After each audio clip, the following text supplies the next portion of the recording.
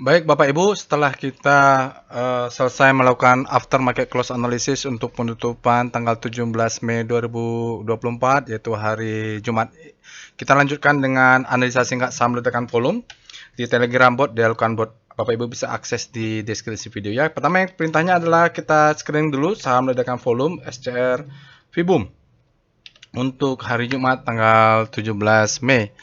Perintahnya untuk screening adalah SCR Vibum ya, Bapak Ibu. Kita lihat ada Inco sudah dibahas tadi di analisa singkat dengan volume, ada NCKL, OMED, dan PSSI.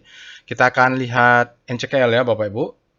Kita mulai dengan Speedo NCKL. Kita cek dulu. Ini just nice to know saja, Bapak Ibu. Kalau dari speedometer, NCKL ini berada di mana? Oke, dari speedometer NCKL berada di zona grid, artinya demand-nya lebih besar daripada supply saat ini. Baru kita lihat dengan star NCKL, nice to know juga, karena dia tidak langsung ke volume ya, dia rotasi bintang saja relatif terhadap komposit. NCKL untuk rotasi bintang kita bisa lihat dia relatif terhadap komposit, dia berputar-putar di zona ini Bapak Ibu. Tapi secara ini kita lihat dia outperform, berada di zona grid, artinya bergerak lebih jauh daripada komposit. Outperform lah ya, karena dia berada positif zonanya untuk power price dan momentum. Berikutnya kita cek dengan VPA, langsung saja analisa singkat ini. Kita mulai dengan VPA monthly. Cek monthly dulu deh, karena saya jarang melihat, nggak pernah malah pegang NCKL Bapak Ibu. Oh dia baru IPO ya, IPO-nya 2003 atau 2002 ya? 2003 ya Bapak Ibu. Bulan berapa nih? Bulan April atau Februari? Baru aja dia, berarti dia turun. Sideways kita tahu informasinya seperti itu. Nanti kita mau turun saja ke weekly-nya. VPA weekly NCKL. Dari weekly-nya juga kita bisa punya data bahwa dia sejak IPO dia turun. Bottoming-nya terjadi di sini ya. Bottoming-nya terjadi di akhir Mei atau awal bulan Juli. Lalu dia retest di sini. Berarti sideways bisa jadi ini adalah zona akumulasi. Tapi dia harus close dulu lah minimum downtrend upper weekly-nya. Nanti daily-nya juga bisa. Kalau di weekly-nya kita bisa lihat ini sinyalnya sudah ada, down trust bar Bapak Ibu. Untuk retest ini, dimensionnya di retest lalu dia masuk low high high low high high. Sudah terjadi pattern. Ini adalah low, ini adalah high Bapak Ibu. Ini bisa juga high terhadap low atau di sini bisa juga sama-sama lah. Yang penting karena dia sudah bentuk higher high di sini ya, higher high. Menurut saya supaya simple sebenarnya low high high low higher high juga bisa. Ya, sekarang dia sudah bentuk higher high untuk bottoming yang ada sinyalnya di sini. Weekly-nya juga bagus, effort to rise bullish sign, volumenya juga besar, spread-nya dia serata-rata, close-nya juga high. Volumenya di sini warna hijau, VSA-nya kita katakan itu sebagai climber follow up, artinya demand-nya besar ya.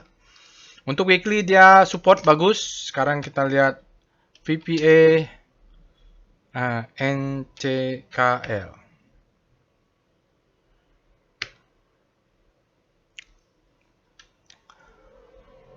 Oke, nah ini kalau di daily dia sudah bottoming terjadi di Februari. Ini sinyal stopping volume, ini sinyal rest up ya. Selling climax, authorization ada spring sedikit, biasanya ini stop loss hunter.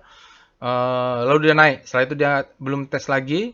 Dia ketik sini kalau kita low high high low high high kita pasang stop loss di sini. Kalau tidak hati-hati kena stop loss hunter. Ini stop loss hunter ya, stop loss hunter. SH, stop loss hunter. Maka kita harus buat trading plan-nya aktifnya itu setelah pre-closing. Karena pre-closingnya naik ke atas. Naik, turun, dia sudah bentuk high ya Bapak Ibu. Sekarang ada sinyal namanya potensial buying climax.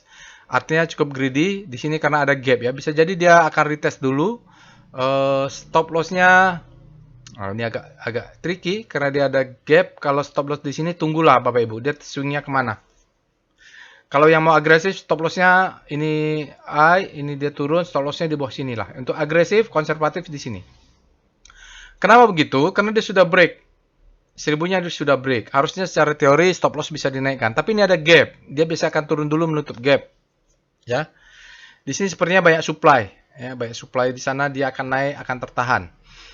Volumenya sangat tinggi untuk volume pulse analysis, spreadnya sangat lebar, close-nya juga sangat tinggi. Volumenya, ya, climax fall juga. Selain dia ada potential buying climax fall juga, artinya supply-nya coba masuk ini Bapak Ibu. Ada churn juga kata dia ya. Oke. Setelah itu kita cek dengan evol. Cek evol lah, cek. Saya tidak terbiasa membahas NCKL. Ya, evol ini selain kita meyakinkan bahwa memang ada gap untuk mengecek power box untuk memastikan stop loss. Jadi stop lossnya itu, kenapa tadi saya katakan mungkin masih di sini stop lossnya, belum naik ke atas walaupun dia break. Karena yang di break tuh ini disebut dengan power box. Lalu di antara candle merah dengan candle hijau, secara teori kita cari swing low, ini swing low-nya, stop loss masih di sini. Seperti itu, stop loss-nya belum naik.